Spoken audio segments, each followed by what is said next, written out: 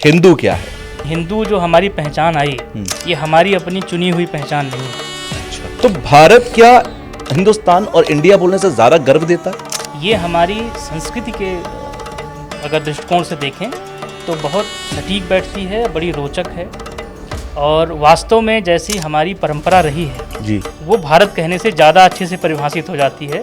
पूरे हिंदुस्तान ने खुद को ये एक्सेप्ट क्यों किया कि हम हिंदू हैं सिंधु की जगह? क्योंकि हमको लाखों लोगों द्वारा इसी रूप में पहचाना गया है, तो इसलिए हमने ये भाषा का सिद्धांत कहता ये है। हमने स्वीकार लिया, भाषा का सिद्धांत कहता है। ठीक है, तो क्या कोई भी धर्म कट्टर होता है या कट्टर नहीं होता है? मैंने कहा कि जो धर्म कट्टर होता है वह धर्म होता है। क्या फिलॉसफी सिर्फ फिलॉसफी है, उसका प्रैक्टिकलिटी से कोई लेना देना नहीं है? तो जितनी भी दुनिया में तकनीकी विकास हैं आज जी, एस्टेब्लिशमेंट के लेवल पर, ये आरंभ में फिलोसॉफिकल थॉट थे। आज के समय में ये बहुत क्लैश करता है कि ये मनुस्मृति वाली बातें कर रहे हैं। तो क्या इस जगह पर जो सिद्धांत आता है वो ये है कि आपके देश का जो संविधान है वो उससे ऊपर? बिल्कुल है। नारी विरोधी, दलित विरोधी मनुस्मृति है। नहीं, दलित का तो खैर कॉन्सेप्ट ही हमारे यहाँ पहले था नहीं। अच्छा, दलित कॉन्सेप्ट तो अंग्रेजों के समय में आया। कि रामचरितमानस में बाकायदा ब्रैकेट में उसे लिखा गया कि ताड़ना का अर्थ क्या है? शिक्षा देना। ज्ञानी अपने ज्ञान के लिए जस्टिफिकेशन नहीं खोजता है, लेकिन अपराधी अपने अपराध के लिए जस्टिफिकेशन खोजता है, इसलिए ग्रंथ बदनाम जल्दी हो जाते हैं।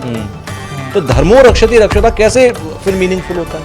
पूरा जगत जिस सत्य के अधीन है वो धर्म है। महाभारत का एक श्लोक है, धर्मो यो बाधते धर्म सधर्मा कुधर्मोत्तम अविरोधी यो तो धर्म सधर्मा मनुष्योत्तम। जो धर्म कहकर दूसरे धर्म कहने वाली चीज़ की बाधा बनता है, तो एक घेरे के अंदर सब अच्छे हैं, घेरे के अंदर सब बाहर हैं।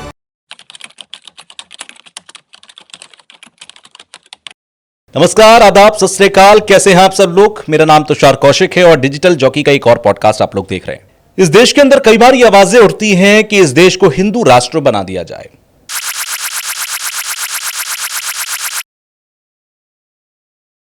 ये भी आवाजें उठती हैं कि मैं हिंदू हूं, तू मुसलमान है, तू सिख है, तू जैन है, तू बौद्ध है। लेकिन इन सबसे पहले कहते हैं कि हम तो इंसान हैं और इंसान भी एक ऐसी सभ्यता से धीरे धीरे धीरे धीरे आगे बढ़ा जिस सभ्यता को हमने सनातन सभ्यता कहा, और बीच बीच में अलग अलग पंथ, अलग अलग विचार, अलग अलग विचारधाराओं ने अलग अलग रास्ते अपना लिए। लेकिन क्या सनातन धर्म अलग अलग हिस्सों में बंटने के बाद भी सनातन ही है? सबसे बड़ी बहस यह है कि क्या इस देश को हिंदू राष्ट्र घोषित कर देना चाहिए। खैर, इन सारी बातों में हम जाएंगे, एक एक करके सारी बातों को समझेंगे। लेकिन आज के जो गेस्ट हैं उनके बारे में थोड़ा सा मैं आपको बता दूं, ये बेहद नॉलेजेबल हैं। आप इनसे किसी भी विषय में बात करिए, आप बस सुनते रहेंगे, क्योंकि ये मैंने अभी ऑफ द रिकॉर्ड महसूस किया है। तो मैं और भी बहुत सारी चीज़ों को बात करूंगा, अभी बहुत सारी चीज़ें हैं जिन पर बात करनी चाहिए। डॉक्टर अरुण प्रकाश जी मेरे साथ आज हैं। फिलॉसफी में बहुत अच्छी जानकारी इनकी है और महारत हासिल कर रखी है। तो मैं ज़्यादा बात ना करते हुए, क्योंकि आज इस पॉडकास्ट में मुझसे ज़्यादा आप उन्हें सुने तो आपको ज़्यादा बेहतर होगा। आपका स्वागत करता हूं सर, सबसे पहले तो। और आप हमारे लिए आपने समय निकाला, ये बड़ी बात है, क्योंकि बहुत कम समय निकालते हैं आप ऐसे पॉडकास्ट के लिए। लेकिन आज मैं जिस विषय में आपसे बात करूंगा, बहुत सारे विषय हैं बात करने के लिए। हिंदू राष्ट्र की बहुत बातें उठने लगी बीच बीच में, हर 6 महीने पर एक बार ये उठ जाता है मुद्दा कि हमें हिंदू राष्ट्र चाहिए। मैं हिंदू राष्ट्र पर आऊंगा, पहले आप मुझे ये बताओ, हिंदू क्या है? ये बहुत अच्छा प्रश्न है ये। देखिए, हिंदू जो पहचान है हमारी इस समय जी, वो तो हम पे इस तरह से आरूढ़ हो चुकी है, हम पे ऐसे इम्पोज हो चुकी है कि अब हम भले ही उसके कॉन्सेप्ट को ना जानते हो, फिर भी हम गर्व से कहते हैं कि हम हिंदू हैं। बिल्कुल। लेकिन हिंदू जो हमारी पहचान आई, ये हमारी अपनी चुनी हुई पहचान नहीं है। अच्छा। ये इसके 2 डिस्कोर्स हो सकते हैं। ये तो प्रमाणित है कि हमें ईरानियों ने सबसे पहले हिंदू कहा। अच्छा। लेकिन वो कहने के पीछे 2 डिस्कोर्स हो सकते हैं। एक तो ये कि जो हमारा क्षेत्र था आर्यों का पुराना, वो सप्त सिंधु का क्षेत्र था, 7 नदियाँ थीं। ये सप्त सिंधु जो हैं, ये वैदिक जो 7 नदियाँ हैं वो दूसरी हैं। उसमें महाभारत और रामायण में उन नदियों के थोड़े बहुत नाम बदल जाते हैं, ठीक है। लेकिन लगभग यही वो क्षेत्र है जहाँ आज अफगानिस्तान है, जहाँ आज पाकिस्तान का हिस्सा है। यानी हमारा भारत का जो उत्तर पश्चिम का क्षेत्र है, बृहत्तर ठीक है। ये कश्मीर, ये जो पाकिस्तान ये पीओके, ये वाला एरिया जो है, ये वाला पूरा एरिया है, और काफ़ी हिस्सा इस तरफ का भी। ठीक है। क्योंकि कहीं कहीं सप्त सिंधु में गंगा का भी नाम आता है, तो गंगा का भी क्षेत्र हो गया जी। जो अफगानिस्तान में नदी बहती है, काबुल, जिसका पुराना नाम था कुभा, अच्छा, ये भी आकर के, ये भी ट्रिब्यूटरी है इंडस की, तो इसे भी आप उस क्षेत्र में ही इंडस यानी कि सिंधु नदी, सिंधु जिसका आजकल ज्यादा जिक्र है। हाँ, तो ये सिंधु एक नदी का भी नाम है और सप्त सिंधु यानी 7 नदियों में एक सिंधु भी है। अच्छा, तो वो 7 इंडस जो हैं, तो एक तो इसलिए भी उन्होंने हमें कहा होगा चूँकि हम अपने आप को सैंधो कहते थे और वो सैंधो उच्चारण नहीं कर पाते हैं जो अवेस्ताई ओरिजिन के लोग हैं, जो जिस अवेस्ता से फारसी निकलती है, तो उन्होंने उसको श को हा बोलते हुए हमको हैंडो या हिंदू कह दिया। अच्छा, मतलब पहले हिंदू से पहले हम खुद को सिंधु कहते थे। हम अपने आप को सैंधो कहते थे क्योंकि हम सिंधु क्षेत्र के रहने वाले थे। ठीक है। और सिंधु का क्षेत्र इन्हीं 7 नदियों का क्षेत्र है। माफी के साथ रोकूंगा, ये कितने साल पहले की बात होगी जब हम खुद को सिंधु कहा करते थे और हमें हिंदू कहा जाने लगा? ऋग्वैदिक काल से अपने आप को हम सैंधो कहते हैं। अच्छा, ये कितने साल पहले का माना जाता है? अब ऋग्वेद की आप जितनी पुरानी गणना माने, वैज्ञानिक गणना, तो 6000 ईसा पूर्व तक की जाती है। अच्छा, 6000 ईसा पूर्व मतलब आप मान लीजिए 8500 साल पूरे। हाँ, कम से कम इतने समय से पहले हम अपने आप को सैंधो कहते थे। ओके। तो जब ईरानियों को हमें कहना हुआ तो उसके 2 डिस्कोर्स हो सकते हैं। एक तो ये कि हम स्वयं को सैंधो कहते थे, वो सैंधो उच्चारण ना कर पाए इसलिए हमें सा की जगह पर हा बोलते हैं जैसे अवेस्ताई में जी, तो उन्होंने हमें हिंदू कह दिया। ठीक है। दूसरा डिस्कोर्स ये भी हो सकता है कि चूंकि वो नदियों को पहचानते थे जिन्हें हम सिंधु कहते थे और वो नदियों के उस पार की बसावट थी, तो उन्होंने हमें नदी के इस पार की बसावट होने के नाते हिंदू कह दिया। ओके। लेकिन इसमें बहुत रोचक बात यह है कि हमारा अपने आप को सैंधो कहना भी बहुत रोचक है। नदियाँ जो हैं वो हमारे यहाँ नदियों के बहुत सारे पर्याय रहे हैं। जैसे परंपरा को अगर हम कभी सिनोनिमी देनी होती है तो हम नदियों से देते हैं, संस्कृति को सिनोनिमी देनी होती है नदियों से देते हैं। ठीक है। और हमने सिनोनिमी देने के लिए उन नदियों को चुना जो सदा नीरा थीं, हमेशा बहती रही नदियाँ। सिंधु की नदियाँ जो थीं, सैंधो नदियाँ हमेशा बहती रहती थी। जैसे सरस्वती हमारे लिए या गंगा हमारे लिए ज्ञान का अधिष्ठान है, ज्ञान की पर्याय हो गई। यमुना हमारे लिए प्रेम का अधिष्ठान है। किसी को वैराग्य साधना हुआ तो नर्मदा के किनारे चला गया। तो सभी नदियों के एक हमने सिनोनिमी रखी। नदियों की सिनोनिमी इसलिए रखी क्योंकि नदियाँ जो अपना मार्ग बनाती हैं वो अपने वेग और बल से बनाती हैं, अपने नेचुरल फ्लो और प्रेशर से। ठीक। वो किसी द्वारा बनाया हुआ नहीं होता है, बहुत प्राकृतिक मार्ग होता है। कहीं बहुत चौड़ी होती हैं, उथली होती हैं, गहरी होती हैं, कहीं पथरीले इलाके बहती हैं, कहीं उस पर रेतीले इलाके बहती हैं। लेकिन अल्टीमेट उनकी एक बात यह है जो लगातार बहने की उनकी एक क्षमता है और एक क्षमता है, जो वेग और बल नेचर है, प्रकृति है, उनकी जो प्रकृति है जी।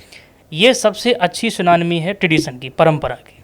परंपरा का मतलब ये होता है कि वो एक सतत रूप से सततवाही धारा, हमेशा बहती रहती धारा। ठीक है। तो हम अपने आप को सैंधव इसलिए भी कहते थे क्योंकि उन नदियों से हमने अपने जीवन के पर्याय खोजे थे। दूसरा इसमें एक और रोचक पक्ष ये है कि हमने अपने सारी जीवन में जो हमारी ज़्यादा संस्कृतियों का विकास हुआ उसमें नदियों को हमने अपने केंद्र में रखा, क्योंकि हमने नदियों को देखा तो अपने जीवन को बहते हुए देखा, उससे अपने जीवन का बहुत साम्य पाया। ये सिर्फ सुविधा का विषय नहीं था जी। कि हमें वहाँ पानी मिल जाता था, ये हमारे अपने जीवन की साम्यता का भी विषय था।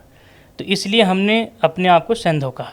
इसी सैंधो को उन्होंने हिंदू सुना और भाषाई अंतरण की वजह से। और ये एक बहुत कॉमन प्रैक्टिस है भाषा में कि जैसे आप अवधि में होते हैं तो या को जा बोल देते हैं जी। तो ऐसे शब्दों का अंतरण होता है। इसको मुख शुक कहते हैं भाषा में, अलग अलग क्षेत्रों में। जैसे दक्षिण के लोग मोदी नहीं कह पाते तो मोडी कहते हैं। कई देशों में के नहीं बोल पाते हैं, कई देशों में शाह नहीं बोल पाते हैं। अलग अलग जगहों पर ये समस्याएं होती हैं। तो वो सैंधव न कह पाने की वजह से उन्होंने हमको हिंदू कह दिया। तो यहाँ से हिंदू पहचान आई। लेकिन यहाँ एक बड़ी रोचक डिस्कोर्स यहाँ पर यह भी है कि जो पहचान हमारी सैंधव की है यह ज्योग्राफिकल नहीं थी, क्योंकि जो सिंधु की ज्योग्राफी है, सप्त सिंधु की, वो तो एक लिमिटेड है, बिल्कुल एक एरिया है। लेकिन जो संस्कृति और सभ्यता की समझ है जो सिंधु किनारे विकसित हुई जी, उसका प्रसार बहुत लंबा है, उसका फैलाव बहुत दूर तक जाता है। तो वो परंपरा की दृष्टि से हम अपने आप को सैंधव कहते थे, उस ज्योग्राफी की दृष्टि से नहीं कहते थे। ठीक है। लेकिन ईरानी लोगों ने हमें एक ज्योग्राफिकल आइडेंटिटी के तौर पे हिंदू कहा था। तो जब उन्होंने हमें कहा था तब यहाँ पर सिर्फ भारतीय धर्मों को मानने वाले लोग होते थे। ठीक है। वो धर्म संप्रदाय जो भारत में पैदा हुए थे, तब पश्चिमी या अरबी धर्मों का प्रवेश यहाँ नहीं था। तो ये असहजता जो है जब यहाँ तक की यात्रा आती है इतने वर्षों में, तो जब हम कहते हैं कि इस क्षेत्र को हिंदुस्तान कहते हैं, जी यहाँ रहने वाला हर कोई हिंदू है, बिल्कुल तब भी बहुत से वर्ग हैं जो इसमें सहज नहीं हो पाते, बिल्कुल। क्योंकि जब हमें बात कहते हैं तो कहीं ना कहीं वो भले ही इस बात को हम पब्लिकली नहीं कहते, लेकिन बहुत अंदर हमारे स्वीकार होता है कि हम हिंदू उन्हें ही कह रहे होते हैं जो यहाँ की पुरातन परंपराओं से जुड़े हुए लोग, क्योंकि हमने अपने आप को सैंधो उस ट्रेडिशनल सिनोनिमी में कहा है, न कि ज्योग्राफिकल आइडेंटिटी के तौर पे कहा है। तो ये एक भौगोलिक पहचान ना होकर के हमारे एक सांस्कृतिक और परंपरागत पहचान। एक सवाल मेरे मन में ये आ रहा है कि ईरानियों ने हमें सा ना बोल पाने की वजह से हिंदू बोला, बट पूरे हिंदुस्तान ने खुद को ये एक्सेप्ट क्यों किया कि हम हिंदू हैं सिंधु की जगह? दरअसल जब कोई चीज़ इम्पोज हो जाती है हमारे ऊपर, जैसे चीन अपने आप को चीन नहीं कहता, वो झोंगुआ उसका अपने आप को कहता है, झोंगुआ। लेकिन अब दुनिया उसको चीन कहने लगी तो वो भी अपने आप को चीन कहने लगा। अब हमने इंडियन पहचान क्यों स्वीकार कर ली जी, जबकि इंडिया शब्द का हमारे यहाँ कहीं कोई जिक्र नहीं है, पुराना कहीं कोई उल्लेख नहीं है। ये वर्ड कहाँ से आया? ये तो हमें अंग्रेजों ने दिया, ये तो ग्रीक का शब्द है। हालांकि उन्होंने भी सिंध को ही इंडस कहा है, यानी सबके केंद्र में सिंध ही है। मतलब पुराने समय में भारत की जो भी पहचान थी वो सिंधु नदी के आसपास से ही थी। क्योंकि हम अपने आप को सैंधो कहकर ही इंट्रोड्यूस करते थे बाहर, तो उसी सैंधो से फिर कोई हमारे उसको इंडस कह देता था, कोई हमें हिंदू कह देता था, तो उसी से इंडिया भी आ गया। ठीक है। तो ऐसे पहचाने। इसमें भी एक रोचक बात यह है कि कई बार होता क्या है कि जैसे एक शब्द है कमल के लिए हम पंकज बोलते हैं जी। पंकज का मतलब होता है कीचड़ से उपजा हुआ। कीचड़ से बहुत चीज़ें उपजती हैं, फिर हम पंकज का अर्थ कमल ही क्यों लेते हैं? बिल्कुल। संस्कृत में एक इसका समाधान ऐसे है कि एक शब्द के 1000 मायने हो सकते हैं, लेकिन यदि 1000 लोग उस शब्द के वो एक मायना पकड़ते हैं तो वो फिर सक्सीड करेगा। ओके। क्योंकि हमको लाखों लोगों द्वारा इसी रूप में पहचाना गया है, तो इसलिए हमने ये भाषा का सिद्धांत कहता है, ये हमने स्वीकार लिया, भाषा का सिद्धांत कहता है। ठीक है। और ये हमारी भाषा का सिद्धांत है, तो हमने फिर इस पहचान को स्वीकार लिया। और चूँकि बहुत पहले हमें ये संबोधन मिल चुका था ईरान से, तो इन हजारों वर्षों के बीच में कई शास्त्र ग्रंथों में भी हमने अपने आप को हिंदू और हिंदुस्तान कहकर जी अपने आप को परिचित कराया दुनिया से। तो इसको हमने स्वीकार लिया, इस पहचान को। अच्छा, अब यहाँ पर एक बात आती है। ठीक है, मैं आपकी ये बात तो समझ गया कि सिंधु से हिंदू हो गए हम लोग और इंडस से इंडिया बन गया। एक बात बीच में बहुत उठती है और समय समय पर उठी और उसको कहीं ना कहीं इम्पोज करने की मोदी गवर्नमेंट ने कोशिश की कि इंडिया ना बोलो, हिंदू ना बोलो, भारत बोलो, हिंदुस्तान ना बोलो, भारत बोलो। तो भारत क्या हिंदुस्तान और इंडिया बोलने से ज़्यादा गर्व देता है हम भारतीयों के लिए? दरअसल भारत हमारा बहुत आजमाया हुआ सिद्धांत है जी। हमने अपने आप को भारत इसलिए कहा, भारत शब्द का जो अर्थ है बड़ा रोचक है। भरत से भारत बनता है। भरत के लिए बड़ी अच्छी परिभाषा है रामचरितमानस में कि विश्व भरण पोषण कर जोई, ताकर नाम भरत असोई। ऐसा समर्थवान राजा, उसकी जो परंपरा है उसको भारत कहते हैं। दूसरा, संस्कृत में इसका अर्थ किया गया है भायाम रतम भारतम। अच्छा। जो प्रकाश की खोज में रत है निरंतर, प्रकाश यानी ज्ञान, जो ज्ञान की खोज में अपने आप को इसने सतत लगाया हुआ है, वो भारत है। तो जो अवधारणा है भारत की जी, ये हमारी संस्कृति के अगर दृष्टिकोण से देखें तो बहुत सटीक बैठती है, बड़ी रोचक है। और वास्तव में जैसी हमारी परंपरा रही है जी, वो भारत कहने से ज़्यादा अच्छे से परिभाषित हो जाती है रेदर देन हिंदू या इंडियंस कहने से। अच्छा। क्योंकि हिंदू या इंडियन हमें कहने वाले लोग जो हैं वो हैं जिन्होंने हमें बाहर से देखा है, बहुत परसेप्टिबल लेवल पर देखा है, बिल्कुल हमारे अंतस में झांक कर नहीं देखा है। संस्कृत हमारे यहाँ भारतीय परंपरा के आत्मा की चाबी है। तो संस्कृत वाला जो नाम, जब संस्कृत जो जानता है और संस्कृत जो पहचान देती है, वो बड़ी गहरी पहचान होती है, क्योंकि ये भारत वो चाबी है जिससे आप भारत की आत्मा में जा सकते हैं। ओके। इस देश की आत्मा में जा सकते हैं। इंडिया और जो हिंदू है जी, ये वो पहचान है जिससे आप ऊपर ऊपर एक आकलन कर सकते हैं। तो दुनिया के लिए देखने समझने के लिए, दुनिया में अपने आप को परिचय कराने के लिए तो ठीक है बाहरी दुनिया में कि हम इंडिया हैं या हिंदुस्तान है, लेकिन बहुत गहरे में हमारी इनवार्ड जो है उसकी जब पहचान हमें कराना होगा अपने अंतस का, तो हमें भारत ही कहना पड़ेगा। अच्छा, अब यहाँ पर पॉइंट आता है, जैसे मैं आपकी बातों को समझ भी पा रहा हूँ, लेकिन फिर भी मैं आपसे एक बात पूछूंगा। हिंदुस्तान, इंडिया और भारत, आप खुद को तीनों में से कौन से वर्ड से डिनोट करने में ज्यादा गर्व महसूस करेंगे? भारत। भारत क्यों? क्योंकि हम लोग ज्ञान परंपरा मानने वाले लोग हैं, और भारत का पूरा प्रयास क्या है, भारत की अवधारणा है वो पूरा प्रयास क्या है। हमारे यहाँ हर चीज़ों में, जैसे हमारे यहाँ कोई वीर भी हुआ अगर, तो किसी को पराजित करके वीर नहीं हुआ, अपने बंधन खोल कर वीर हुआ। ओके। महावीर हम कहते हैं जिन्हें, हाँ। जैन परंपरा में तीर्थंकर हैं, उन्होंने अपने आप को वीर किस आधार पे कहा? उन्होंने तो कोई शस्त्र नहीं उठाया, ढेला नहीं, भी किसी को ढेला भी नहीं मारा। कहते हैं कि प्राकृत में वो कहते हैं कि यस वीरे प्रशंसिए जे बद्धे पुड़िमोए, मतलब वीर वही प्रशंसनीय है जो बंधन खोलता है, चाहे अपने बंधन हो चाहे दूसरे के बंधन हो। बंधन का मतलब कि बॉन्डेज किसी भी तरह की हो, चाहे वो आपके ज्ञान के स्तर पे हो चाहे शरीर के स्तर पे हो, किसी भी तरह। अज्ञानता सबसे बड़ा बंधन तो अज्ञानता है जी। तो भारत कहने में हम इसलिए गर्व करते हैं क्योंकि जो भारत की अवधारणा है ये पूरी के पूरी अपने को समझने के लिए, अपने स्वासंधान की अवधारणा है, सेल्फ रियलाइजेशन की अवधारणा है। Realisation to self, realisation to Bharat, ठीक है, ये सिनोनिमिकल हैं, दोनों एक ही बातें हैं। ओके। तो जब आप भारत कहते हैं तो वो पूरा भाव उतर आता है जो हमारी इस परंपरा का है, जिसने अपनी मनुष्यता को समझने के लिए, अपने स्व को समझने के लिए, अपने स्व और बाहर की जगत को जगत के संबंध को समझने के लिए जिस पूरी हमारी परंपरा जो चली आ रही है, भारत उसका प्रतिनिधित्व करता है।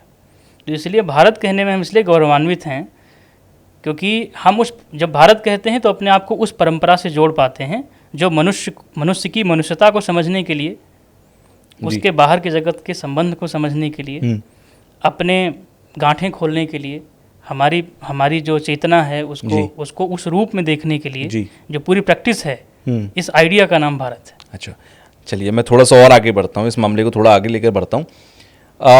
आपने बताया हिंदू एक पहचान है पूरे इंडिया की, पूरे भारत की, पूरे हिंदुस्तान की एक पहचान है, यहाँ जो भी रह रहा है वो हिंदू है। अब यहाँ पर और धर्म के लोग भी, धर्म विशेष के लोग रहते हैं।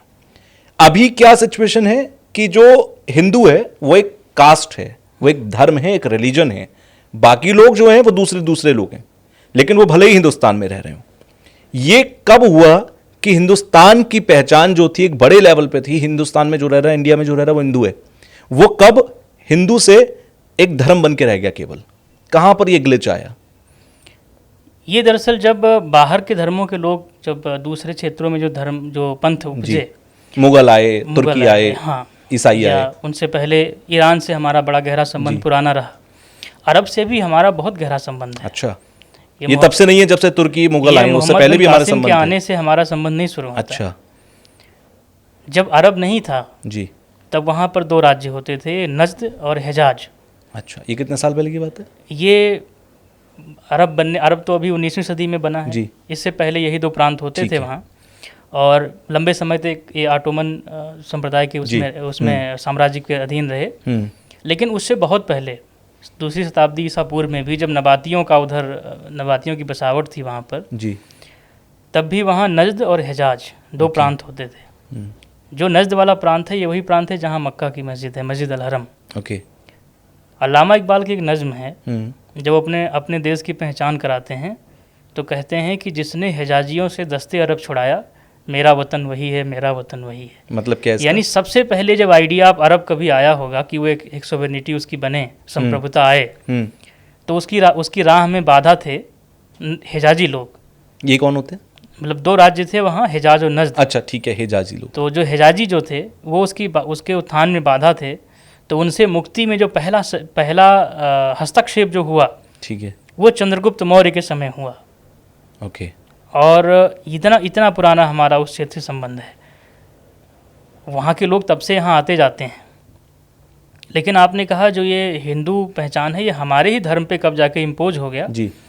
ये इस तरह से हुआ कि जब बाहर के लोग आए तो उन्होंने, चूँकि ये वही लोग हैं जो इस भूमि को पहले हिंदू कहकर संबोधित करते थे, तो उनके दिमाग में, उनके जहन में ये बात थी कि जहाँ हम जा रहे हैं वो हिंदू हैं।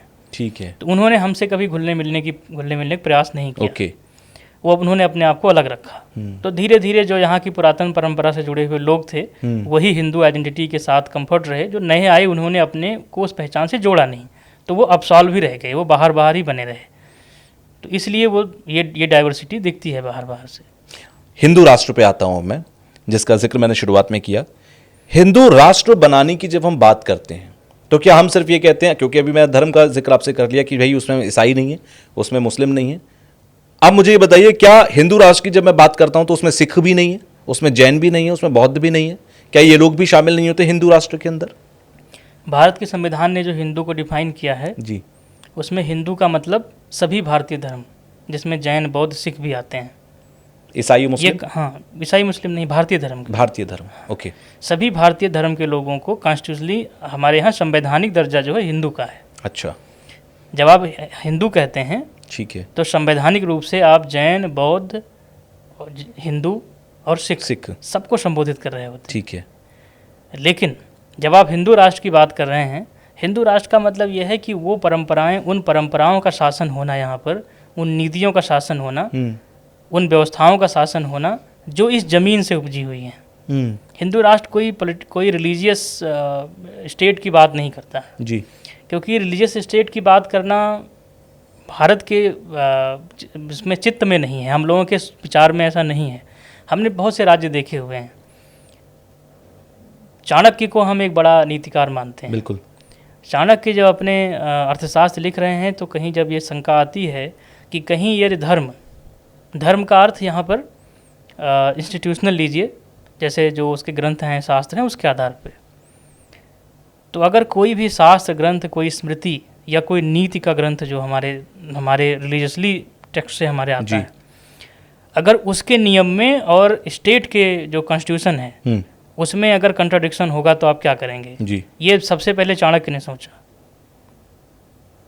कि अगर हमारी कोई किताब है जैसे मनुस्मृति है या जो भी है, ठीक है, ये कंट्राडिक्ट कर रही है कॉन्स्टिट्यूशन के साथ, ओके, तो आपका क्या निर्णय होना चाहिए? सबसे पहले चाणक्य ने सोचा और चाणक्य ने कहा कि जो राज्य का जो संविधान है वो प्रिवेल करेगा, वो माना जाएगा, जो धार्मिक किताबों की बातें जो होंगी उनको हम छोड़ेंगे। अच्छा, आज के समय में ये बहुत क्लैश करता है। मनुस्मृति समय समय पर इसका सवाल उठ जाता है कि ये मनुस्मृति वाली बातें कर रहे हैं। तो क्या इस जगह पर जो सिद्धांत आता है वो ये है कि आपके देश का जो संविधान है वो उससे ऊपर है? बिल्कुल है। और ये सबसे पहला स्पष्ट रूप से इसका प्रमाण जो है चाणक्य स्वयं है। चाणक्य ने कभी भी किसी भी धार्मिक भावना को हावी नहीं होने दिया राज्य की भावना पर। ओके। उन्होंने जो संविधान बनाया राज्य का, वो उसमें वो निश्चित ही, चूँकि वो एक परंपरागत रूप से आचार्य थे, तो जो उन्होंने आइडिया लिया नीति का वो उन्होंने हमारी शास्त्रों से ही उठाया।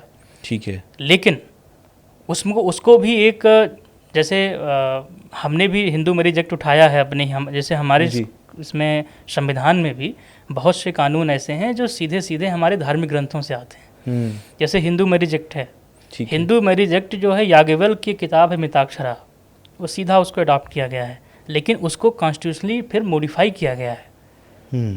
तो आज के देशकाल परिस्थिति के मुताबिक उसके हिसाब से किया गया है जी, क्योंकि कसौटी यही है परंपरा की। जब आप परंपरा की बात करते हैं, परंपरा की कसौटी यही है। परंपरा जो है उसको वो समय के साथ, जब समय बदलता है, युग बदलता है, तो हर नए युग के सामने पुरानी परंपरा एक चुनौती की तरह होती है। लेकिन परंपरा के साथ सबसे रोचक बात यह है, ये जो भारतीय मनीषियों ने समझा कि समय के साथ उसके पर्याय तो बदलेंगे, सत्य नहीं बदलेगा, उसका तत्व अविनाशी रहेगा। समस्या कहाँ आती है? जो बहुत रूढ़िवादी हैं वो पर्याय भी नहीं बदलना चाहते परंपरा की, और जो बहुत बदलाव के उन्मादी हैं वो तत्व भी बदल देना चाहते हैं। ये दोनों चीज़ें बहुत विपरीत हैं और संघारक हैं।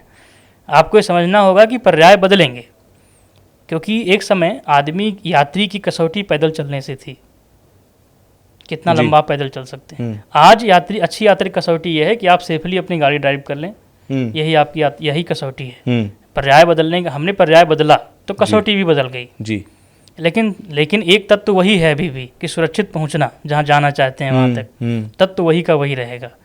तो परंपरा को जब हमने ठीक से समझा, चाणक्य ने भी समझा, तो उन्होंने इस अर्थ में लिया कि जो चीज़ें छोड़ने लायक थीं वो उन्होंने छोड़ दी, जो पकड़ने वाली थी उन्हें पकड़ ली। युग के सामने जो बहुत चीज़ें ऐसी हैं जो अप्रासंगिक हो जाती हैं, उनको छोड़ देना होता है।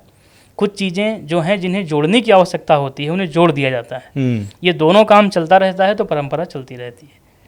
तो जब आप हिंदू राष्ट्र की बात करते हैं पहली बात तो मैं इस आइडिया पे मैं ऐसा स्पष्ट रूप से नहीं कह सकता कि मैं सहमत असहमत हूँ। वो तब कहा जा सकता है जब कम से कम कोई एक व्यक्ति एक पूरा कंप्लीट उसका डॉक्यूमेंटेशन लेकर आए कि हमारा ये आइडिया ऑफ हिंदू ये राष्ट्र प्लान है रहेगा। ना। वैसे तो हम तो ये हमेशा कहते हैं कि ये हिंदुओं का देश है जहाँ अनेक धर्मों के लोग रहते हैं, ठीक है। तो इतने से किसी को समस्या नहीं है। लेकिन जब आप एक हिंदू राष्ट्र की बात करेंगे तो आप फिर वो टेक्स्ट सामने आएंगे कि भाई आप कैसे चलाना चाहते हैं, क्या आपके नियम होंगे, कौन से ग्रंथों को आप मानेंगे।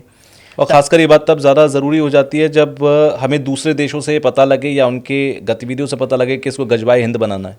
बिल्कुल नहीं, ये तो प्रतिक्रियावश तो हम खैर कोई काम करते नहीं जी। उसका एक बहुत गहरा मनोविज्ञान है।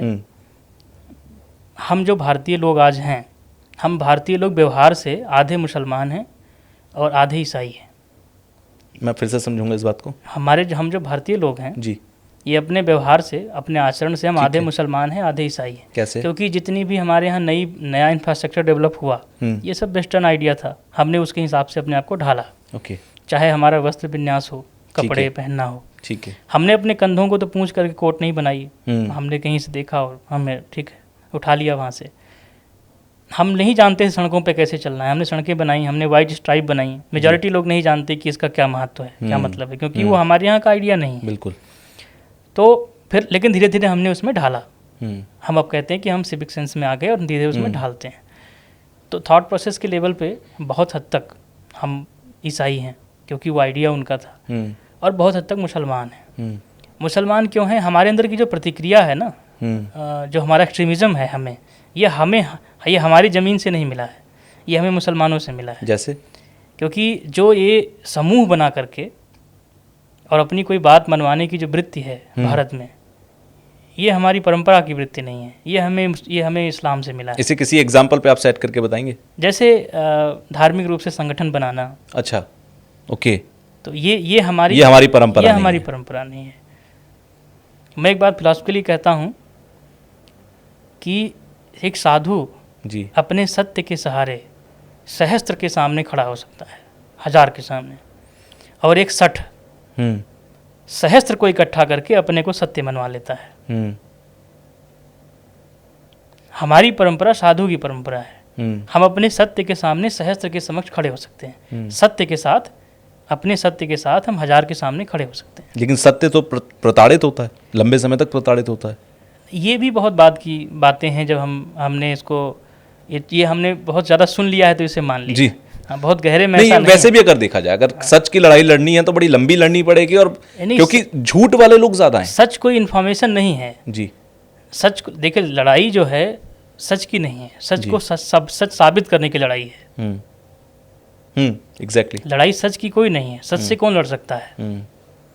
एक बार अंधकार और सूर्य का झगड़ा हुआ, मुकदमा पहुंचा। अंधकार ने कहा सूर्य मुझे बहुत प्रताड़ित करता है और मुझे जीने नहीं देता, मेरे हुकूक, मेरे अधिकार सुरक्षित नहीं हैं।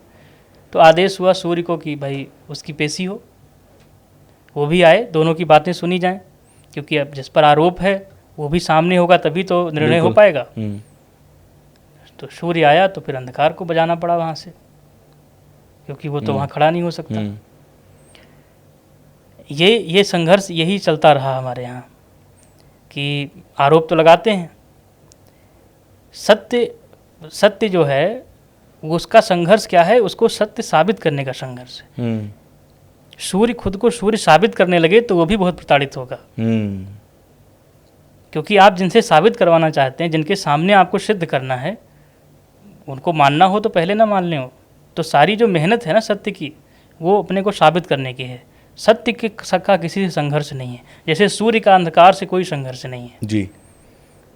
वो अपनी जगह निकलता है, अपने मौज में है, उसे कोई दिक्कत नहीं है। ऐसे ही सत्य का भी है। तो ये जो वृत्ति आई, जो मैं कह रहा था कि हम अपने आचरण में आधे ईसाई हैं और आधे मुसलमान हैं, ये वृत्ति कैसे आई कि जो समूह में इकट्ठा होकर के और एक उन्मादी तरीके से कोई चीज़ मनवाने की वृत्ति जो आई हमारे अंदर, ये हमको इस्लाम से मिली है। अब ये वृत्ति अच्छी है बुरी है इसका डिस्कोर्स हम छोड़ देते हैं, लेकिन ये वृत्ति हमें उन्हीं से मिली। और ये दो और जैसे कूटनीतिक तरीका जो मिला हमें, हमारे यहाँ सप्त नीतियाँ हैं जी। आपने 4 नीति सुनी होंगी, नीतियाँ 7 हैं। साम दाम दंड भेद, माया उपेक्षा और इंद्रजाल, ये हमारे अच्छा। 7 नीतियाँ हैं शासन करने की। ओके। लेकिन जो सप्त नीतियाँ हैं, इसमें हम लोग बहुत क्रूर नहीं है किसी नीति में। नीति तो हम लगाते हैं राज्य चलाने के लिए, लेकिन ये नीति आम आदमी के लिए नहीं है, राज्य चलाने के लिए नीति है। ओके। राजा को ऐसी नीति लगानी पड़ती है, हम्म। प्रोपेगेंडा भी करना पड़ता है उसे, हम्म। लेकिन क्रूरता नहीं है हमारी किसी भी नीति में। ये सब नीतियाँ समाधानात्मक हैं, ओके। कोई संकट है तो उससे निकालने के सूत्र हैं। जी। लेकिन पश्चिम की जो नीतियाँ हैं वो डिवास्टेटिंग हैं, वो दूसरे का नाश करने के लिए बनी हैं। जब हमने उनकी तरह सोचना शुरू किया तो जब उनसे हम लड़ने लगे, क्योंकि ये भी गहरा मनोविज्ञान है कि जिससे आप लड़ना शुरू करते हैं वो आपके चित्त में रहता है, तो हमारे से नहीं निकलता, वो नहीं निकलता, हमारा आचरण उसके जैसा होने लगता है। आप पर आपकी प्रेमिका का असर हो ना हो, लेकिन नफरत करने वाली का असर आप पे हो जाएगा। तभी कहते हैं दोस्त दिमाग में रहे ना रहे, दुश्मन हमेशा साथ रहता है। हाँ, इसीलिए कबीर ने कहा किसी को दंडित करना हो ना तो उसे अपने चित्त से उतार दो, क्योंकि चित्त में रहेगा तो दंडित वो नहीं होगा, दंडित आप होंगे। तो हम पहले मुसलमानों से सालों लड़े जी, फिर अंग्रेजों से सालों लड़े। तो इन सालों साल उनसे लड़ने में हमने बहुत सारे तरीके अपने लड़ने के उनके जैसे ही बना लिए। तो युद्ध का भी तरीका हमारा अपना नहीं रहा। ओके। अब हम उन्हीं के तरीके से उनसे लड़ते हैं। ठीक है। अच्छा, एक आपने शास्त्रों एक बड़ी रोचक बात कही जाती है कि मैं आपको आपकी भाषा में जवाब दूंगा, तो मैं आपको आपकी भाषा में जवाब देने के चक्कर में अपनी भाषा भूल गया, एडॉप्ट करते रहे हम। जबकि ये हमारी परंपरा नहीं थी, हमारी ये थी हम अपने सत्य के साथ हैं। ठीक है, हम आपको मनवाने का भी हमको जोखिम नहीं उठाना है, आप माने ना माने ये आपके ऊपर है। हम अपने सत्य के साथ हैं और अपने सत्य के साथ सहस्त्र के सामने खड़े हैं निर्भय होकर के। हमें किसी से भय नहीं है।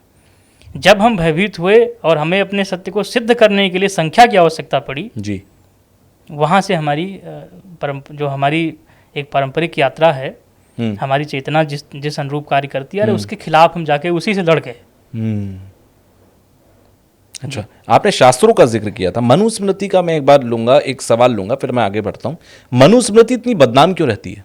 उसमें कहते हैं दलितों के ऊपर अत्याचार है, उसमें दलितों की सिर्फ सवर्णों की बात की गई है, दलितों को दबाया गया है, क्या ये सत्य है?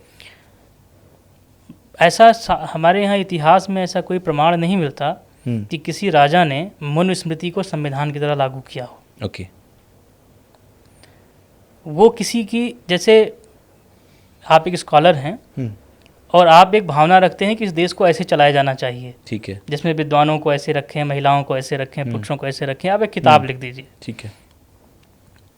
उसकी कुछ बातों से मैं सहमत हो सकता हूँ, कुछ से असहमत होऊंगा, वो किताब डिस्कोर्स में रहेगी।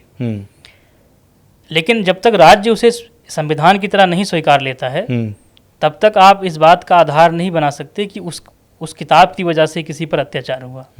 मनुस्मृति की कई ऐसी बातें हैं जिनको लेकर के समय समय पर उसकी आलोचना होती रही। बिल्कुल। हालांकि सबसे ज़्यादा दोहराया जाने वाला श्लोक भी मनुस्मृति का है, यत्र नार्यस्तु पूज्यन्ते रमन्ते तत्र देवता, ये उसी का श्लोक है। अच्छा। ये और कहते हैं कि नारी विरोधी, दलित विरोधी मनुस्मृति है।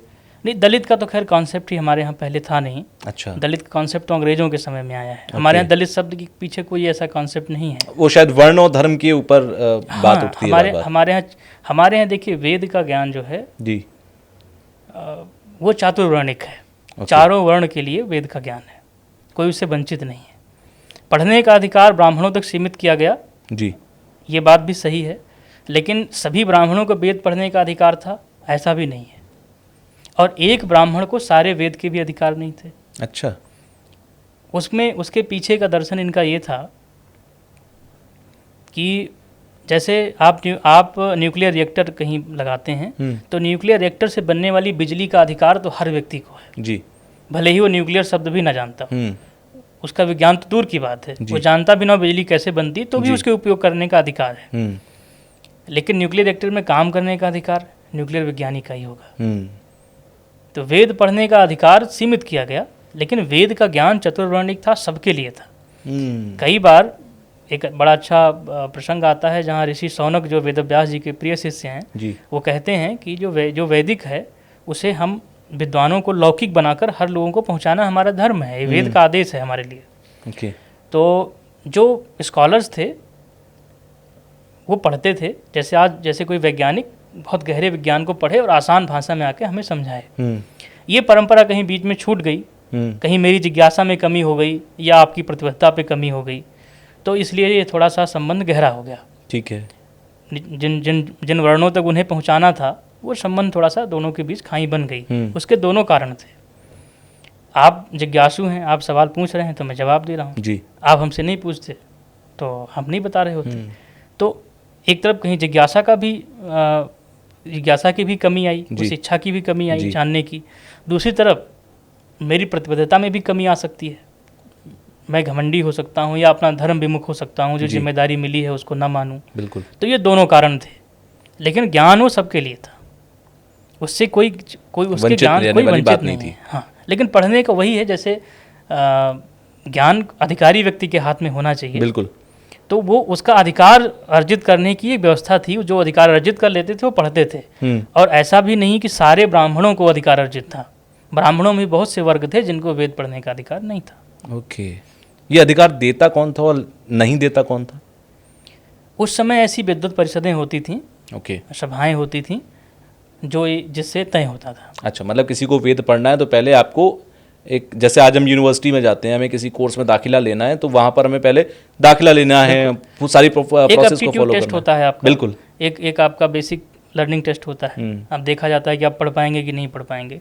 तो ऐसे ही पहले बच्चे जब जाते थे आचार्यों के पास तो उनका एक सहज परीक्षण होता था कि इनकी गति है इसमें कि नहीं है। जैसे हम आप चर्चा कर रहे थे, विज्ञान की बात आई जी। तो विज्ञान का उदाहरण देने से पहले हमने आपसे पूछा कि आप विज्ञान के विद्यार्थी रहे हैं, तभी मैं विज्ञान का उदाहरण दूं, अन्यथा आपको कैसे समझ उतनी है या नहीं है, आपको कैसे वो प्राप्त होगा। बिल्कुल। तो ये धीरे धीरे एक प्रक्रिया थी।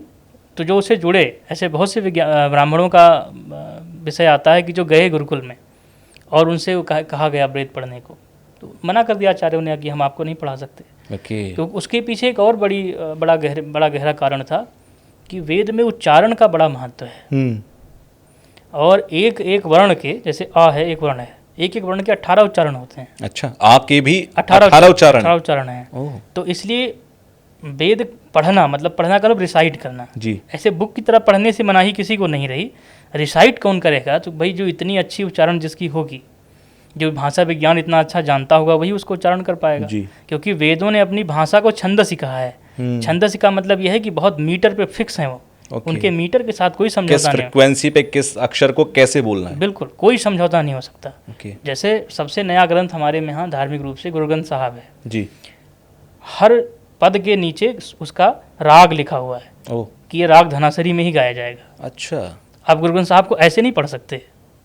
अगर आप रिसाइट करते हैं ऐसे पन्ने पलट के पढ़िए, कोई दिक्कत नहीं है जी। लेकिन अगर आप रिसाइट करते हैं तो आपको उसी राग पर ही पढ़ना पड़ेगा।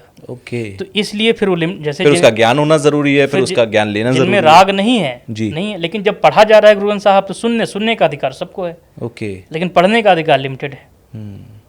यही उसके पीछे परंपरा थी। लेकिन बाद में कहीं से विकृति उसमें आई और इतना बड़ा संकट खड़ा हो गया, वो उससे भी कोई इनकार नहीं कर सकता कि मनुस्मृति या शास्त्रों के आधार पे समाज में बड़े अपराध भी हुए हैं जी। क्योंकि मैं आपको अपना अनुभव स्वयं बताता हूँ कि अयोध्या में जैसे एक उसमें रामचरितमानस की एक चौपाई है कि इसमें स्त्री को, पशु को, इन सबको ताड़न का अधिकारी कहा जाता है। हाँ, बिल्कुल। हालांकि उसका मैं इस चौपाई को यहाँ पर लाना इसलिए भी चाहूँगा क्योंकि ये बहुत बड़ी भ्रांति है। और बाद में मैंने देखा एक चीज़ को कि रामचरितमानस में बाकायदा ब्रैकेट में उसे लिखा गया कि ताड़ना का अर्थ क्या है, शिक्षा देना। इस चीज़ को वहाँ पर करेक्ट करके लिखा गया, लेकिन एक समय पर इस चीज़ को कहा जाता था कि ताड़ना के अधिकारी, ये गलत था। तो उसमें उसको मैंने देखा, एक सज्जन थे, तो वो अपनी किसी बात पे उनका अपनी पत्नी से विवाद हो गया जी। मैं वहाँ एक महाविद्यालय में पढ़ाता था। अच्छा। तो उनकी पत्नी से विवाद हो गया तो अपनी पत्नी को मार रहे थे। तो किसी दूसरे गांव वाले व्यक्ति ने टोका तो उन्होंने कहा कि ढोल गंवार शूद्र परशुनारी सकल ताड़ना के अधिकारी जी। तो मैं सुना, मैं वहीं रुका, साइकिल अपनी खड़ी की, मैंने उनसे कहा, मैंने कहा रामचरितमानस में इतनी सारी बातें हैं, तुमने अपने अपराध करने का तुमने जस्टिफिकेशन खोज लिया, लेकिन उसमें धर्म पालन करने के इतने सारे सूत्र हैं, इतनी सारी चौपाइयाँ हैं, एक भी तुम्हें नहीं याद है। तो होता क्या है, ज्ञानी अपने ज्ञान के लिए जस्टिफिकेशन नहीं खोजता है, लेकिन अपराधी अपने अपराध के लिए जस्टिफिकेशन खोजता है। इसलिए ग्रंथ बदनाम जल्दी हो जाते हैं। उसका कारण क्या है कि हम जस्टिफाई कर लेते हैं। अब कृष्ण ने गीता में जो उपदेश किया, जी, उस उपदेशों को भी लोग गलत अर्थों में प्रयोग कर लेते हैं। किसी की हत्या करते हुए कह देते हैं कि मैं थोड़ी मार रहा हूँ, ये तो कृष्ण ने स्वयं कह दिया है कि कालोऽस्मि, मैं ही काल हूँ, लोकक्षयकृत प्रविद्धो, मैं ही मारने वाला हूँ सबको, तो मैं कहाँ मार रहा हूँ, तो कृष्ण स्वयं मार रहे हैं। तो ये सब तो ऐसे उसको लोगों ने मिस इंटरप्रेट कर दिया। यही हाल यहाँ भी हुआ है। लेकिन मैं एक बात पुनः स्पष्ट कर दूँ कि मनुस्मृति कभी भी हमारे समाज की अधिकृत संविधान नहीं रही, कभी भी इसको समाज ने स्वीकारा नहीं। इस पे डिस्कोर्स हमेशा होते रहे जी, लेकिन इसको कभी अडॉप्ट नहीं किया गया। और अच्छा, जी, कोई भी स्मृति ऐसी नहीं है जो दावा कर सके कि कभी समाज में सभी समाज ने उसको स्वीकार किया हो। डिस्कोर्स में वो रही है लेकिन उसको स्वीकार नहीं किया गया कभी। अच्छा, समय समय पर एक वाक्य बार बार कहा जाता है, एक सूक्त कहा जाता है, मैं उसको भी लेकर आऊंगा, धर्मो रक्षति रक्षता। जब हम इसे कहते हैं तो इसका अर्थ जो समझ में आता है वो ये है, जो मोटे तौर पर समझाया जाता है कि आप धर्म की रक्षा करो, धर्म आपकी रक्षा करेगा। ये धर्म क्या है? धर्म क्या है? दूसरा, मैं एक एग्जाम्पल देता हूँ। पुराने समय में जब मुगलों का अत्याचार बढ़ने लगा, हमारा भाई धर्म था, मैं ब्राह्मण था, मैंने कन्वर्ट होने के लिए मना कर दिया, मेरी गर्दन कलम हो गई। तो मैंने तो धर्म की रक्षा करने की कोशिश की, लेकिन मैं उस धर्म की रक्षा करने में तो निपट लिया। तो धर्मो रक्षति रक्षता कैसे फिर मीनिंगफुल होता है? देखिए, इस संसार में हमारे पास इस शरीर के अलावा कुछ नहीं है जी, हमारे देह के अलावा। ये बहुत अमूल्य है जी, इसे अनायास गंवा देना भी अपराध है। बिल्कुल। सिर्फ इतनी सी बात पे गंवा दें, छोटी छोटी बात पे अपने गर्दन की वो लगा देना शर्त, ये बहुत समझदारी नहीं है। और ऐसे धर्म की रक्षा भी नहीं होती है। जी, गर्दन कटवा देने से धर्म की रक्षा नहीं होती। धर्म की रक्षा धर्म पालन से होती है। ओके। लेकिन धर्म को जानना बहुत जरूरी है। हमारे यहाँ धर्म को सनातन कहा गया है। जी, अब सनातन कोई इंस्टीट्यूशन नहीं हो सकता है, कोई आइडिया सनातन नहीं हो सकता है, क्योंकि मैं अपना ही विचार 10 वर्ष बाद छोड़ देता हूँ, डिजोन कर देता हूँ। कोई आइडिया, कोई कॉन्सेप्ट सनातन नहीं हो सकता, कोई इंस्टीट्यूशन सनातन नहीं हो सकता, कोई सोसाइटी सनातन नहीं। क्योंकि अपडेशन होता है, हर एक चीज में अपडेट होती है। कोई सोसाइटी सनातन का मतलब इटर्नल, जो हर स्थिति में एक जैसा रहेगा। सृष्टि के आरंभ में जैसा था, सृष्टि के अंत तक वो रहेगा। तो कोई इंस्टीट्यूशन ऐसा नहीं रह सकता जिसको आप सनातन धर्म कहते हैं। एक इंस्टीट्यूशन को इंडिकेट करते हैं, आप एक्चुअल सनातन धर्म को नहीं करते। तो उसको जब जो इंस्टीट्यूशन है वो कभी इटर्नल नहीं रहेगी। इसलिए धर्म क्या है? धर्म के लिए कहा गया है कि ये जो पूरा जगत है वो जिसके अधीन है, धर्माधीन जगत जी, पूरा जगत जिस सत्य के अधीन है वो धर्म है। अब सनातन धर्म जब आप कहते हैं, मतलब एक इंस्टीट्यूशन जिसके मानने वाले आप हैं, मैं हूँ जी, इस बात को, ये ऐसा नहीं है। जो सनातन है हमारे चिंतन ने उसे ही धर्म कहा। धर्म का मतलब द इटर्नल वैल्यूज, ठीक है, जो कभी बदलेंगी नहीं, जो कभी बदलेगा नहीं, जो इटर्नल सत्य है। सनातन धर्म मतलब पूजा मूर्ति ऐसा कुछ नहीं है। ये सब उसके मैनिफेस्टेशन है, उसके प्रकट करने के तरीके हैं। धर्म क्या है? धर्म एक ही है जो भी सनातन है, जो कभी नहीं बदलने वाला सत्य है। जैसे प्रकृति, बिल्कुल, बरसात होगी, बिल्कुल, फिर गर्मी आएगी, फिर वो बादल बनेंगे, फिर वो बरसात होगी। तो ये इटर्नल है, ये एक प्रोसेस है, हर साल होता है। ये कोई भी महासत्य है जी, जो कभी नहीं बदलने वाला सत्य है, वही धर्म है। तो वो सत्य जो है वो तो पूरे सृष्टि पर लागू होगा, अरब पे भी लागू होगा, इजराइल पे भी होगा, बिल्कुल, इंग्लैंड पे भी होगा, बिल्कुल। हमारे यहाँ उसे ही धर्म कहा गया। इसीलिए जब आप कहते हैं बौद्ध धर्म जी, लेकिन बुद्ध ने भी जब धर्म की बात की तो उन्होंने उसकी गुण बताते हुए कहा कि यस धम्मो सनातनो, यही सनातन धर्म है। तो उनके कहने का अर्थ वो सनातन संस्था की तरफ नहीं, एक इंस्टीट्यूशन की तरफ संकेत नहीं कर रहे हैं। वो धर्म को उसे ही धर्म कह रहे हैं, जो कुछ सनातन है वही उतना ही धर्म है। तो भारतीय चिंतन परंपरा में चाहे जैन हों, चाहे बौद्ध हों, चाहे हमारे सिख हों जी, या अपने आप को जो हिंदू कहते हैं, उनके जो संप्रदाय हैं, पांचों के 5 संप्रदाय, सूर्य को मानने वाले, शाक्त को मानने वाले, वैष्णव को मानने वाले, शैव को मानने वाले, गणपति को मानने वाले, सबने धर्म उसे ही कहा जो सनातन है। ओके। तो इसलिए सब सनातन एक ऐसा अम्ब्रेला है जो पूरे हमारे धार्मिक विचार, धार्मिक भावना का नेतृत्व करता है। ठीक है, उसमें सब आ जाते हैं, उसमें किसी का संघर्ष नहीं है। जो भी धर्म की बात करेगा उसे सनातन ही कहेगा, जैसे बुद्ध कहते हैं, जैसे महावीर कहते हैं। तो एक तो धर्म का ये हमारे यहाँ कॉन्सेप्ट रहा। अब आगे चल कर लोगों ने कहा मेरा धर्म आपका धर्म आप अपने धर्म का पालन करो, मैं अपने धर्म का पालन करूं। ये भी अबेरेशन है, ये भी विकृति है। महाभारत का एक श्लोक है, धर्मो यो बाधते धर्म सधर्मा कुधर्मो तत्, अविरोधी यो तो धर्म सधर्मा मनुष्योत्तम।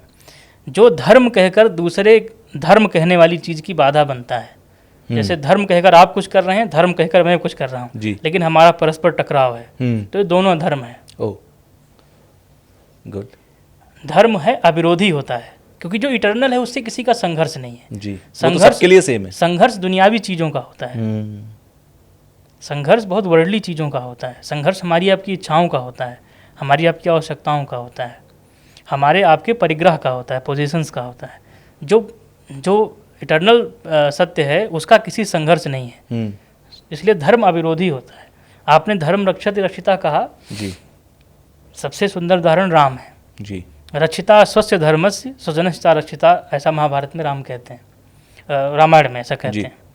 रक्षिता स्वस्य धर्मस्य स्वजनश्चा रक्षिता, मैं अपने स्वधर्म की रक्षा करता हूँ और स्वजनों के भी धर्म की रक्षा करता हूँ।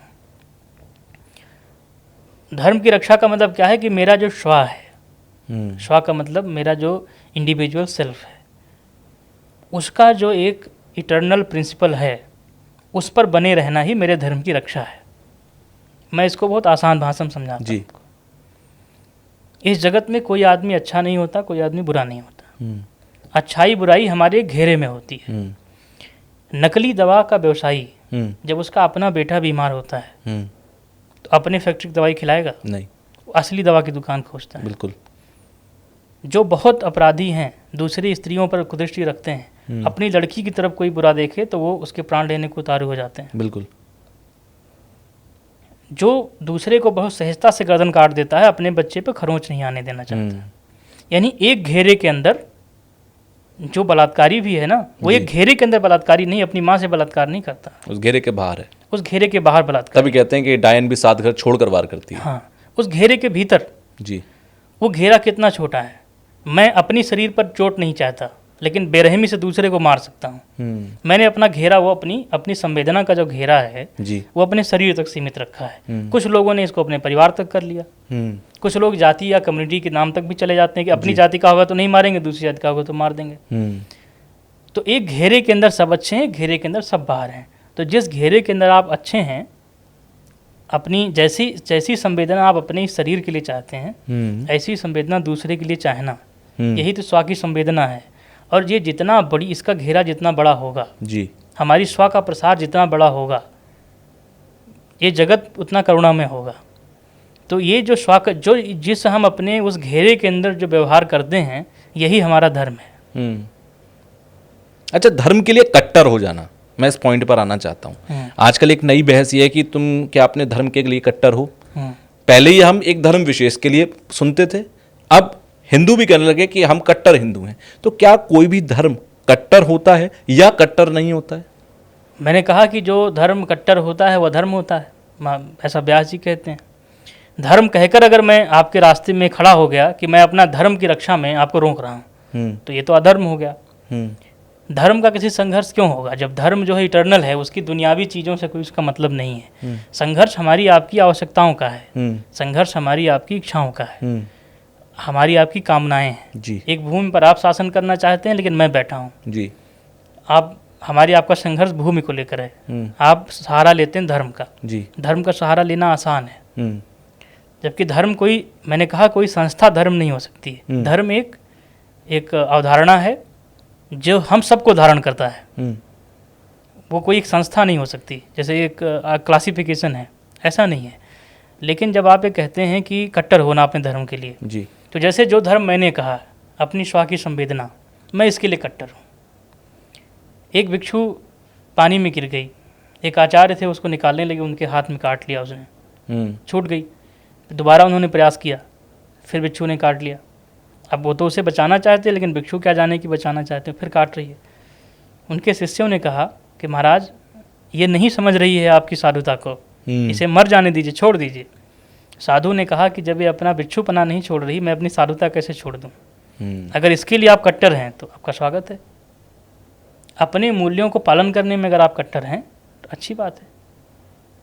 अपनी स्व की संवेदना को मानने में आप कट्टर हैं तो बहुत अच्छी बात है। लेकिन मेरा अपना मानना ये है कि अगर अपनी स्वाकी संवेदना के प्रति आप जरा सा भी सजग हैं, जरा सा भी चेतन हैं, तो ये कट्टरता उट्टरता बहुत छोटी चीज़ें हैं। अच्छा, मैं थोड़ा, ये दर्शन शास्त्र में बहुत अच्छी चीज़ें हैं, लेकिन प्रैक्टिकली अगर मैं इस दुनिया के अभी हालातों को देखूं और समझूं, धर्म शास्त्रों के मुताबिक क्या है ये तो मैं समझ गया, लेकिन आज की जो सांसारिक दुनिया है उसमें मैं हिंदू हूं तो मैं धर्म, ये मेरा धर्म है हिंदू, वो एक दूसरा धर्म है जो उनका धर्म है, और परस्पर दोनों में टकराव है। अब मैं कह रहा हूं कि धर्मो रक्षति रक्षता, मुझे अपने धर्म की और अपने समुदाय की जो इस सांसारिक दुनिया में मैंने समझा, मुझे उसकी रक्षा करनी है, और इसके लिए मैं कट्टर हूं, इसकी तमाम चीजों के लिए मैं कट्टर हूं। मैं भी सड़कों पर जाकर हनुमान चालीसा पढ़ूंगा, मैं भी सड़कों पर जाकर रामचरितमानस करूंगा, क्योंकि दूसरे धर्म के लोग भी सड़कों पर बैठकर अपनी पूजा पाठ कर रहे हैं। क्या ये कट्टरता सही है? तो ये तो देखिए, अगर कोई सड़कों पर बैठ कर पढ़ रहा है, कलमा पढ़ रहा है जी, तो आप उसको रोकने के प्रयास तो कर सकते हैं। अब 4 रास्ते उसने बंद कर रखे हैं, 2 रास्ते आप जाके बंद कर दीजिए, और इसके लिए आप अपने धर्म को भी सड़क पे लेके चले जाइए जी। ये तो कहीं की समझदारी नहीं है। हालांकि राज्य का नियम सबके लिए जैसा होना चाहिए, आप ऐसी पॉलिसीज बनाइए कि सब अपने अपने अपने जो धार्मिक अभ्यास हैं, जो जिसके भी जो से धार्मिक अभ्यास नहीं, वो पांथिक अभ्यास हैं, जिसके जो अपनी पांथिक अभ्यास हैं जी, और बल्कि मैं बहुत आम भाषा में कह रहा हूँ, मैं गहरे में इनको पांथिक प्रवंचना कहता हूँ जी। ये बेसिकली जो हैं ये सेक्सुअल एक डिसेप्शन है जी, खुद को धोखा देने के तरीके हैं। ओके। वो ये स्टेट की जिम्मेदारी है, राज्य का, सरकार का, कि वो इन चीज़ों को रोके। हाँ, हम लोग अपने संख्या बल से अगर आप चाहते हैं किसी को करना तो वहाँ तक ठीक है, लेकिन मैंने आरंभ में एक बात कहा कि जो हमने मुसलमानों से एक वृत्ति पाई जी, समूह में एक हो करके अपने सत्य को मनवा लेने की, ये तो उसी वृत्ति की एक तरीके से अभिव्यक्ति है। लेकिन आज जिस तरह से चीज़ें हो रही हैं दुनिया में जी, पहले हम लोग ये मानते थे कि जब पढ़ा लिखा समाज होगा, जो विज्ञान से जुड़ेगा, आधुनिकता से जुड़ेगा और दुनिया एक दूसरे से जुड़ेगी, संचार के साधन आएंगे तो हम लोग और अच्छे हो जाएंगे। लेकिन हुआ उल्टा। पहले हमें उतनी आइडेंटिटी क्राइसिस नहीं थी, अब हमें ज़्यादा है। बिल्कुल। और अगर आप इसको बहुत गहरे में देखेंगे तो ये धर्म की लड़ाई नहीं है, ये अपने आइडेंटिटी क्राइसिस की लड़ाई है। ओके। और अपना अब ज़मीन पर बड़े से बड़ा घेरा हमारा हो, हमारा उद्देश्य इतना है। हम कैसे अपने जस्टिफाई करते हैं कि हम दुनिया के तीसरे बड़े धर्म हैं, कोई कहता है हम चौथे बड़े धर्म हैं जी, कोई कहता है हम पहले सबसे बड़े धर्म हैं। संख्या जो है कभी भी सत्य की कसौटी नहीं हो सकती है। आप सबसे बड़े धर्म होंगे, लेकिन आप में करुणा नहीं है, आप में संवेदना नहीं है। आपने कहा शास्त्रों की बातें हैं, दुनियावी चीज़ों को हम ऐसे देखें, लेकिन दुनियावी जो चुनौतियां हैं उनके लिए दुनियावी नियम पहले से बने हुए हैं। एक स्टेट के अंदर जो चैलेंजेज आएंगे उसके लिए ऑलरेडी कॉन्स्टिट्यूशन बना हुआ है जी, तो उसे शास्त्रों से हल करने की आवश्यकता क्यों है? उसके लिए शास्त्रों को गंदा करने की कोई आवश्यकता नहीं जी। अब आजकल तो लोग मांस खाने के लिए प्रमाण वेदों में दिखाने लग गए। मैं कहता हूँ भैया खाना है खाओ, प्रमाण देने की कोई आवश्यकता नहीं, कोई पूछ नहीं रहा है आपसे कोई। तो आपको वो अपने धर्म को सड़क पे ले जाने की आवश्यकता नहीं है। पूजा हमारे यहाँ एक बहुत पवित्र स्थान पे बैठकर की जाती है जी। उसके लिए निर्धारित स्थान होते हैं। हम लोग कहीं बैठ के हनुमान चालीसा नहीं पढ़ते हैं। बिल्कुल। तो एक प्रतिक्रियावश हम लोग ऐसे लेकर चले जाएं, ये गलत है। लेकिन राज्य को आप इसके लिए मजबूर करें कि वो ऐसी चीज़ें ना होने दें, सबके लिए समान रूप से हो। सड़क चलने के लिए बनी है तो उसका उपयोग चलने के लिए हो। ठीक है। वहाँ पर कोई कलमा पढ़ रहा है या गाड़ी खड़ी करके खड़ा है, दोनों एक ही तरह की समस्या है। ट्रैफिक जो भी बाधित करता है, उसके भी ट्रैफिक बाधित करने के जो भी नियम बने हैं उसके हिसाब से उससे आप निपटिए। ठीक है। उसके लिए आप एक सड़क और ब्लॉक कर देना हमारी समझ में समझदारी नहीं। अच्छा, एक आखिर में मेरा छोटा सा सवाल आपसे है। कहते हैं कि आप, क्योंकि दर्शन शास्त्र फिलॉसफी में आपकी एक महारत है, कहते हैं आजकल फिलॉसफी के लिए कहा जाता है कि अरे ये तो फिलॉसफी की बातें हैं, ये दर्शन शास्त्र की बातें हैं, प्रैक्टिकल दुनिया में, आम जिंदगी में हम लोग ये फिलॉसफी के हिसाब से नहीं चल सकते। क्या फिलॉसफी सिर्फ फिलॉसफी है, उसका प्रैक्टिकलिटी से कोई लेना देना नहीं है? देखिए, दुनिया में तीन तरह से होती है ज्ञान की अभिव्यक्ति जी। जब आप मनन करते हैं मंत्र बनता है जी, मंत्र से तंत्र बनता है, तंत्र से यंत्र बनता है, यंत्र मतलब मशीनरी जी। सबसे पहले विज्ञान में एक आइडिया आता है जी, आइडिया को डेवलप करते हैं आप, फिर उसे आगे चल के एक मशीन के तौर पे ले जाते हैं। तो जितनी भी दुनिया में तकनीकी विकास हैं आज जी, इस्टेब्लिशमेंट के लेवल पर, ये आरंभ में फिलॉसफिकल थॉट थे। रेने देकार्ते एक मैथमेटिशियन है, लेकिन ओरिजिनली वो फिलोसोफर हैं। डार्विन का सिद्धांत एक दार्शनिक सिद्धांत है। सबसे पहले मंत्र आता है। मंत्र का मतलब कि एक सत्य जैसा है, सृष्टि का सत्य, उसे उसी रूप में देखना। वो आप देखते हैं तो फिर उससे फिर एक तंत्र बनता है, एक सेटअप बनता है, एक मैकेनिज्म बनती है, और वो आगे चलकर एक यंत्र में उसकी आइडिया चली जाती है। अगर आप गति के विज्ञान को नहीं समझें तो आप जहाज नहीं बना सकते हैं। लेकिन जो गति का जो विज्ञान है वो तो सूत्र है, वो फिलॉसफी है जी। लेकिन जब यंत्र में बन जाता है तो आपके पास वो कोई उपयोग कर सकता है। फिलॉसफी आम लोग इसको ऐसे समझें कि जैसे मैंने वेद के लिए कहा था कि स्कॉलर्स पढ़ते थे और उसे लौकिक भाषा बना के लोग पहुंचाते थे। जैसे न्यूक्लियर रिएक्टर काम करते हैं, बिजली आपको मिलती है, भले ही आप उसका कॉन्सेप्ट नहीं जानते हो, लेकिन आप कॉन्सेप्ट नहीं समझ पा रहे हैं अगर न्यूक्लियर रिएक्टर का, तो आप बिजली को डिजोन कर देंगे?